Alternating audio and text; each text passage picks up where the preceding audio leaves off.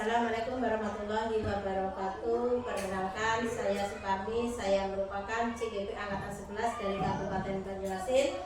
Keseharian saya sebagai guru di SDN 7 Maratelang, tepatnya di kelas 1B. Kali ini saya tidak sendiri, saya ditemani oleh rekan sejawat saya, Ibu Juni Astuti. Beliau merupakan guru kelas 5B di SDN 7 Maratelang. Assalamualaikum Bu Juni, apa kabar? Waalaikumsalam Bu, alhamdulillah. Alhamdulillah. Kita akan mengadakan percakapan pra-observasi ya Bu ya. Sebelum nanti Ibu akan melaksanakan pembelajaran di kelas dan saya akan melaksanakan proses supervisi di kelas Ibu. Adapun tujuan dari supervisi ini Bu untuk mengetahui dan mengevaluasi jalannya proses pembelajaran yang Ibu lakukan. Pra-observasi sendiri sebagai persiapan awal dalam pembelajaran agar lebih siap dan berdaya diri dalam memberikan materi yang terbaik bagi murid ya Bu ya. Ya Bu, ada beberapa pertanyaan yang akan saya ajukan ke Ibu terkait tujuan pembelajaran. Apa Bu tujuan dari pembelajaran yang ingin Ibu capai? Tujuan dari pembelajaran saya Bu, ya, peserta didik diharapkan mampu mengidentifikasi keseimbangan ekosistem dan menyebutkan jaring-jaring kehidupan serta rantai makanan. Oke. Lalu bagaimana pengembangan yang ingin Ibu capai dalam pembelajaran itu Bu? Saya ingin mengembangkan pengetahuan dan keterampilan peserta didik dengan dibagi ke dalam beberapa kelompok. Kelompok tersebut kelompok heterogen juga, yang bermacam-macam, ada peserta didik yang kategori sedang, ada yang rendah, ada yang pintar, kita bagi dalam satu kelompok. Kemudian dengan jumlah anggota per kelompok sebanyak 4 kelompok. Kemudian peserta diarahkan untuk mengamati video, video pembelajaran. Kemudian ada juga saya siapkan gambar rantai makanan dan gambar keseimbangan ekosistem serta saya akan memberikan penjelasan terhadap anak. Oke Bu. Jadi Ibu ingin mengembangkan pengetahuan dan keterampilan ya Bu ya. Kemudian bagaimana rancangan pembelajaran yang ingin Ibu terapkan dalam pembelajaran di kelas Bu? Ya, kalau untuk saat ini Bu, saya ingin menggunakan pembelajaran berdiferensiasi dengan memetakan terlebih dahulu kebutuhan belajar murid sehingga gaya belajar murid tadi akan terlihat Bu ya, karena murid itu memiliki gaya visual, auditory, kinestetik, dan saya juga ingin mengaitkan pembelajaran tersebut dalam KSE Bu, serta menerapkan budaya positif di dalamnya. Oke, bagus sekali rencana yang Ibu juga akan lakukan. Jadi Ibu ingin menerapkan pembelajaran berdiferensiasi ya Bu ya di kelas dengan pemetaan terlebih dahulu, anak dikelompokkan berdasarkan minat bakatnya, ada yang visual, auditory, dan kinestetik ya Bu ya. Iya, juga Ibu akan mengaitkan dengan KSE ya Bu ya, serta budaya positif ya Bu.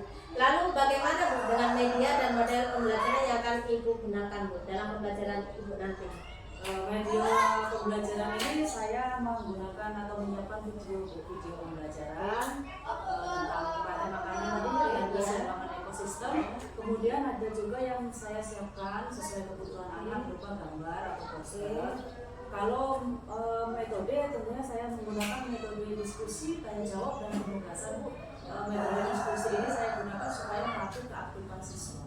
Ya, bagus sekali ya media yang akan Ibu gunakan. Saya sudah nggak sabar ini ingin melihat proses pembelajaran yang akan Ibu Juni lakukan. Nah, kira-kira Bu, kapan Ibu akan melaksanakan pembelajaran ini Bu?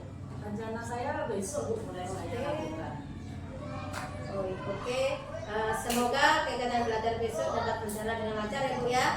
Setelah itu Bu, nanti Ibu melaksanakan pembelajaran, saya akan melaksanakan percakapan pasca observasi ya Bu ya. Baik Bu, ya siap. Oke. Dari percakapan kita ini Bu, apa yang telah Ibu dapatkan? Dari percakapan kita hari ini Bu, saya telah memiliki gambaran ya tentang apa yang akan saya lakukan saat pembelajaran nanti. Oke, luar biasa sekali yang akan Ibu laksanakan di pembelajaran besok. Terima kasih Bu atas waktunya. Semoga pertemuan kita dapat membawa manfaat untuk kedepannya Bu. Terima kasih. Wassalamualaikum warahmatullahi wabarakatuh. Waalaikumsalam warahmatullahi wabarakatuh. Assalamualaikum warahmatullahi wabarakatuh. Waalaikumsalam warahmatullahi wabarakatuh. Apa kabarnya hari ini?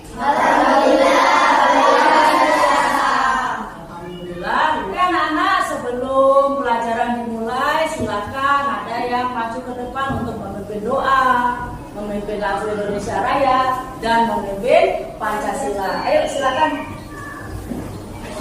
Kita belajar, mari kita berdoa terlebih dahulu. Berdoa dimulai. Pancasila. Pancasila. Satu ketuhanan yang maha esa. Bagaimana kalian seperti apa? Coba diekspresikan melalui gambar emoji ini yang mana? Apakah yang ini?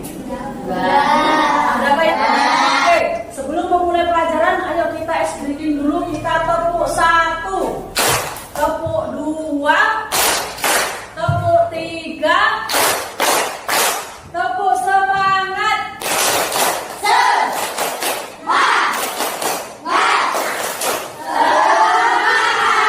Oke, hari ini semuanya bebas.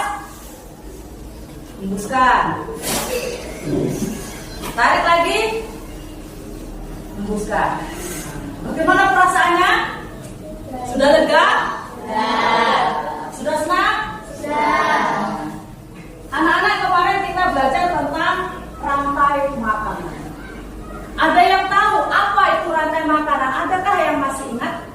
Apa Mas Zainal? Makanan dimakan dengan urutan tertentu. Ya, kata Magdalena, rantai makanan itu peristiwa makan dan dimakan dengan urutan tertentu. Oke. Sekarang kita melanjutkan materi yang kemarin. Melanjutkan materi berikutnya. Ya, materi berikutnya atau tujuan pembelajaran kita hari ini adalah mendeskripsikan bagaimana transformasi energi dalam suatu ekosistem berperan penting dalam menjaga keseimbangan alam. Jadi tentang keseimbangan ekosistem. Keseimbangan ekosistem adalah kondisi di mana hubungan antara komponen biotik dan abiotik dalam suatu ekosistem berjalan secara harmonis dan seimbang. Keseimbangan ekosistem umumnya gangguan pada Dimakan oleh tikus, kemudian burung atau tikus ini bisa dimakan oleh musa, yang pertama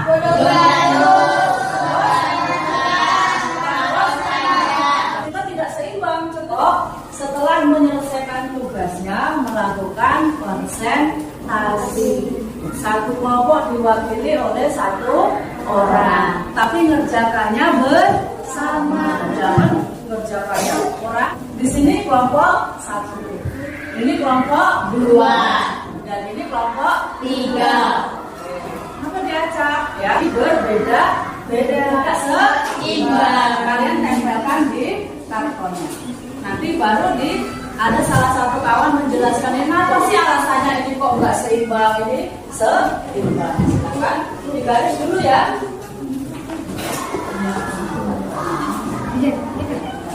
Nama kelompoknya jangan lupa ditulis ya. Nama kelompoknya ditulis, misalkan kelompok 1 anggotanya siapa, kelompok 2 dan kelompok 3.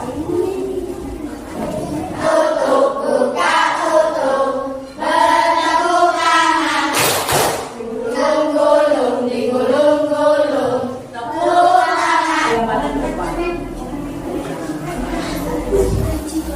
Nah, karena kelompok kedua tidak ada pilihan, jadi kita kasih warna hijau. Ayo siapa yang Waalaikumsalam warahmatullahi wabarakatuh. Kami dari kelompok 2 mau ikan yang misalkan dia di sungai.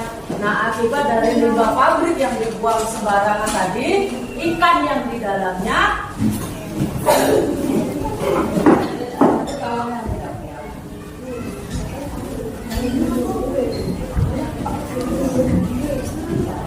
Assalamualaikum warahmatullahi wabarakatuh. Waalaikumsalam warahmatullahi wabarakatuh. Saya ingin mempresentasikan hasil diskusi dari teman-teman saya. Perkenalkan, nama saya tapi di nama saya ada Asta, ada Abdul, ada Asta, ada askar lagi ya, askarnya 2 ya. ada Aura, ada Nindi, dan ada Adar. Ya. keseimbangan ekosistem ini masih aman, belum terganggu oleh manusia. Ketidakseimbangan ekosistem gunung meletus, pabrik dari asap dari pabrik, limbah dari pabrik, kotoran hutan, baik hewan, memburu hewan sembarangan. Sekian dari saya, terima kasih. Salam. Oke, silakan duduk. Ketiga, gambar yang di sebelah kanan ini adalah gambar ekosistem yang seimbang. Sedangkan gambar yang di sebelah kiri adalah contoh dari ekosistem yang sudah tidak seimbang. Ekosistem yang seimbang digambarkan oleh lihat ini. Ini ekosistem yang ada di sungai. Di sini kehidupannya masih asri. Kehidupannya selama belajar. Nah, apakah Aska seperti ini selama belajar? Ya, bahagia. Apakah dalam belajar ada yang seperti ini? Ada tak yang nangis tadi? Tidak ada. Kalau kalian sudah pintar semuanya, sudah tidak nangis, sudah besar. Apakah ada yang seperti ini? Ada yang selalu bahagia mengikuti materi pelajaran. Oke, sekarang kita refleksi dulu. Refleksi ini mengungkapkan perasaan kalian selama belajar. Boleh perasaannya apa? Boleh apa yang sudah didapat juga boleh, ya. Kalian tuliskan di sini, namanya kalian tulis. Nanti setelah itu ditempel, ya. Oke. Untuk kelompok 1 Ibu kasih warna hijau. Namanya jangan lupa ya.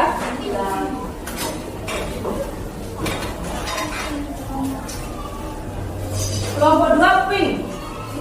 Kelompok 3 ya. Kelompok 3 pink. Namanya jangan lupa ditulis ya. Namanya. Ulang. Ya.